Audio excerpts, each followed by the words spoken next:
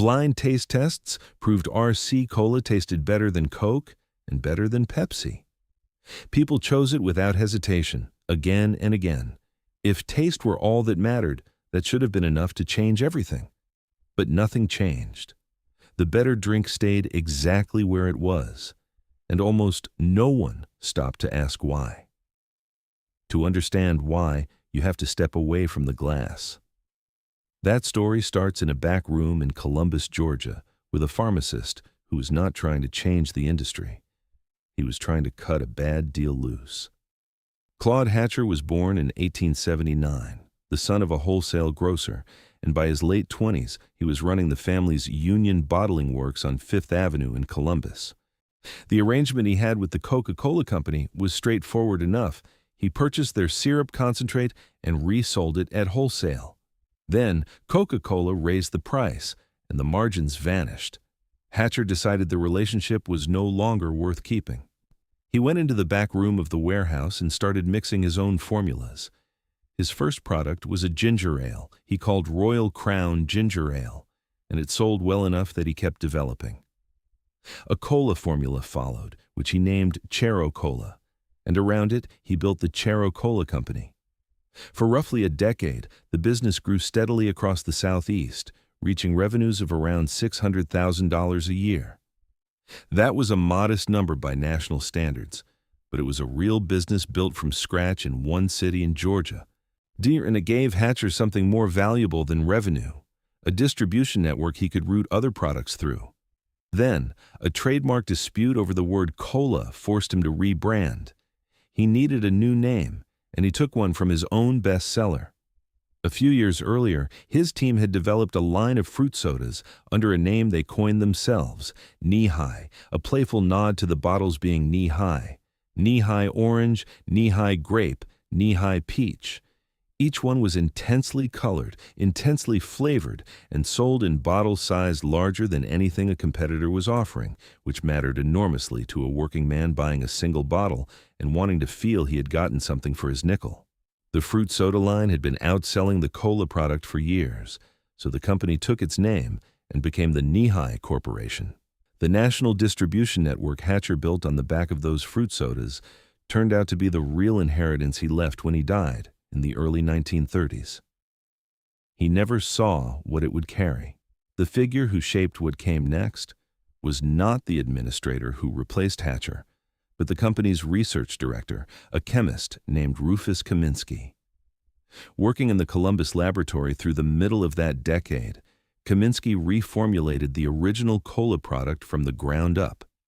He stripped back the sweetness and adjusted the carbonation until he landed on something distinctly lighter and crisper than Coca-Cola's heavy profile or Pepsi's aggressive punch. The company launched the reformulated drink nationally under a new name, Royal Crown Cola. Almost immediately, the public shortened it to RC Cola without being asked, and that name stuck faster than any advertising campaign could have arranged. Within a few years, RC Cola had become the third largest selling cola in the United States.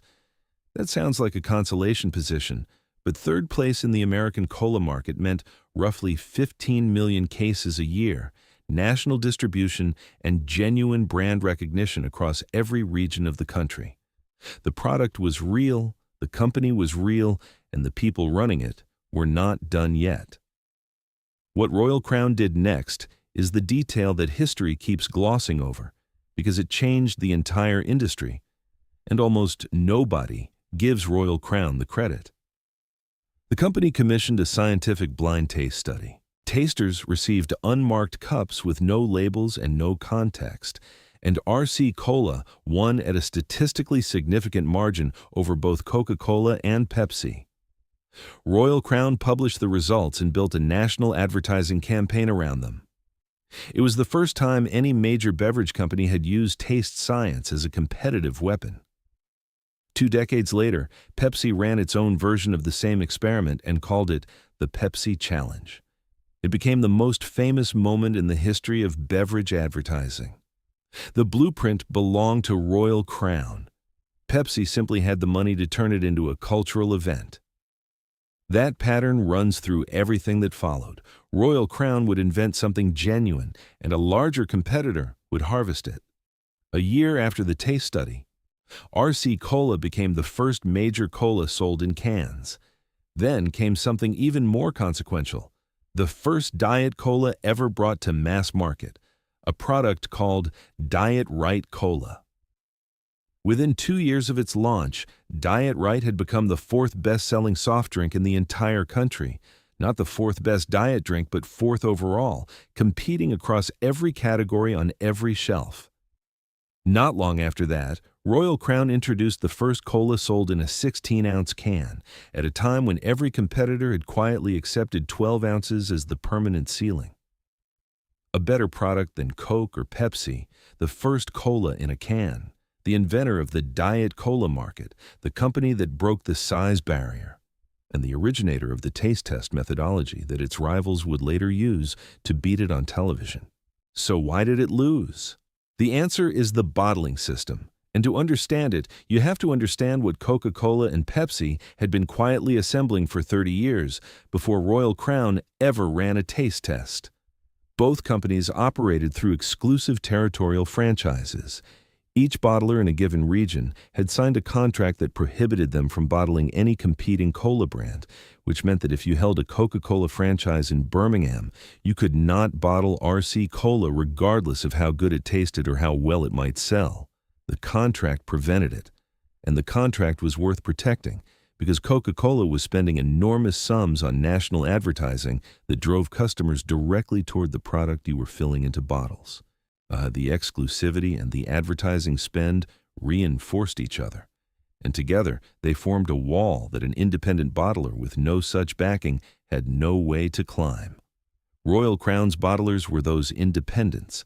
They had no exclusivity agreements locking in their loyalty, but they also had none of the financial infrastructure that the major franchises provided.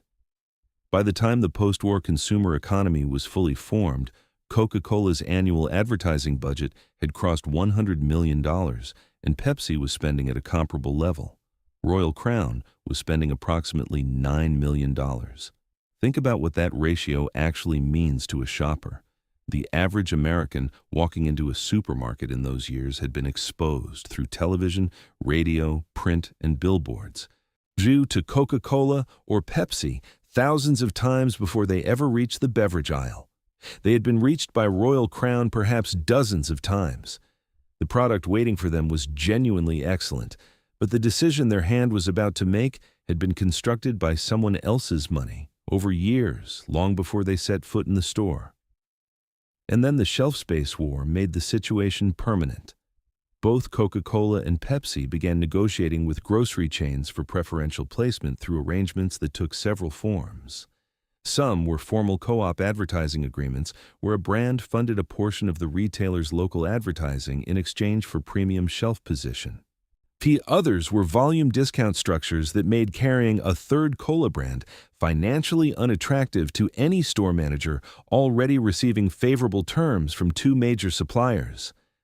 And some were simply the practical consequence of a beverage aisle having a fixed amount of linear footage, where the distributor who appeared in the store manager's office every week to maintain the relationship was not from Royal Crown.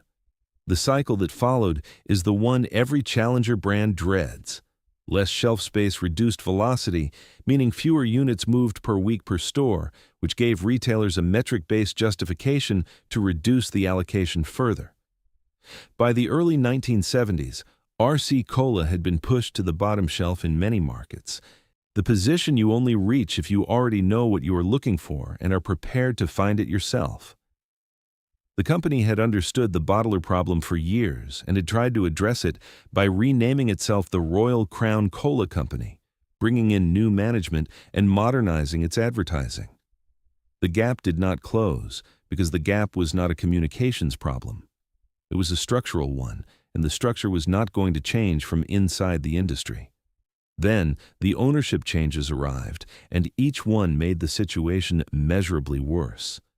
A New York holding company completed a leveraged buyout in the late 1970s, whose management was oriented toward return on capital rather than market share growth. The advertising budget D, already running 9-1 against Coca-Cola's spend, was cut further still. The research culture that had produced Diet Rite and the 16-ounce can was reclassified as overhead rather than treated as the competitive engine it had always been. The people who had built the company's technical record quietly departed. A few years after that, the company was sold again, this time to a corporate raider named Victor Posner, whose method with acquired businesses was well established by then. He would load a company with debt and extract cash through reduced operating costs. The underlying business would be left structurally weakened in ways that took years to fully surface. Under his ownership, Royal Crown's market share, which had held at around 5 to 6% despite the bottler disadvantage and the advertising gulf, began sliding past 4% and continued downward with no obvious floor. The slide was invisible quarter to quarter. Across a decade, it was a gutting. By the middle of the 1980s, there were major American markets where a bottle of RC Cola simply was not on a shelf at all. The taste tests still showed the product winning. The formulation had not changed. But a product cannot be chosen by someone who cannot locate it, and the shelf space that makes a product locatable had been methodically occupied by the two companies that had spent a generation ensuring it would be. If you drank RC Cola as a kid, think for a moment about where you found it. Well, no, almost certainly not at eye level in the center of the aisle. More likely at a smaller store or in a part of the country where an independent bottler had managed to hold on. You were drinking a product that someone had fought to keep stocked against two companies spending a combined $500 million a year to make sure there was no room for it. The closing act came when the company sold Diet Rite, the product it had invented from nothing and grown into one of the best-selling soft drinks in the country. It was sold to raise cash for a parent company collapsing under Posner's debt load. The one asset that most clearly demonstrated what Royal Crown had been capable of at its best was gone from the portfolio. The parent filed for bankruptcy protection not long after. Royal Crown emerged from the restructuring and changed hands again, eventually landing with Cadbury Schweppes in the early 1990s, where it was managed as one entry in a global portfolio of dozens of brands and treated accordingly. The Columbus facility, the address on Fifth Avenue where Hatcher had decided a bad deal was not worth keeping, closed in stages as production was consolidated and then contracted out entirely. The machinery was moved to other facilities. The building went quiet in a way that had nothing temporary about it. Today, the Royal Crown Cola brand is owned by Keurig Dr. Pepper, the company that Cadbury Schweppes eventually became through a series of mergers.